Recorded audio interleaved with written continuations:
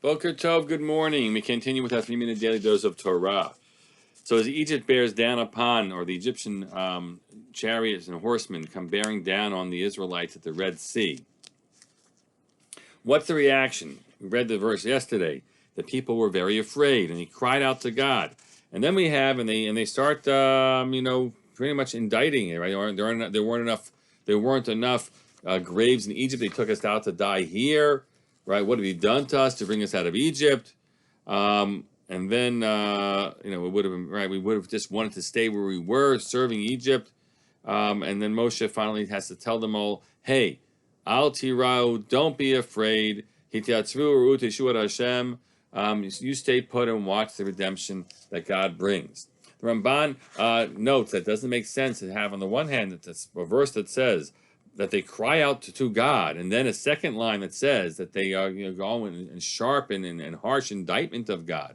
And so he, in effect, he certainly adopts the position of the Mechilta, that we shouldn't think this is a monolithic, nation, that everyone's of the same mindset and everyone has the same reaction.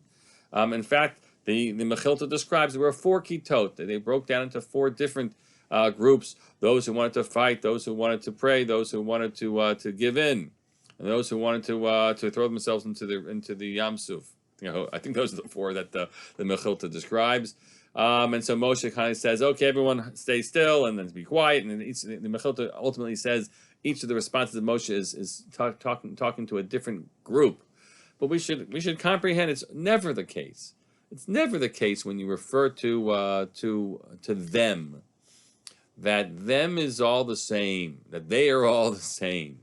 And that if you give yourselves the time, sometimes, generously, to be able to say, "Oh, they're all terrible." And he said, "No, that's not true. That they're all terrible." You break it down, and there are groups that are like this, and there are groups that are like that, and others who are of this mindset, some who are reasonable, some who are unreasonable. That's really important. And so even if the text tells us that, and the Ramban actually comments that Bnei Yisrael means Yechidim, Ha'am, the nation, refers often actually to the rotten folks of the nation, but more collectively. But Bnei Yisrael, the children of Israel, he says, refers to lots of the individuals. That's his approach to it. But we should really understand that don't read anything as monolithic, and the communities aren't monolithic, and clusters of people are really all the individuals who are there and worthy of getting to know, so you can clarify who it is that you have to treat and relate to in one way, and who you relate to in a different way. Who are your enemies, and who are your allies, and who are people that might be in opposition to you, but aren't enemies. That's really important all the time, to be able to parse and distinguish something that emerges from these moments at the Red Sea. Have a great day.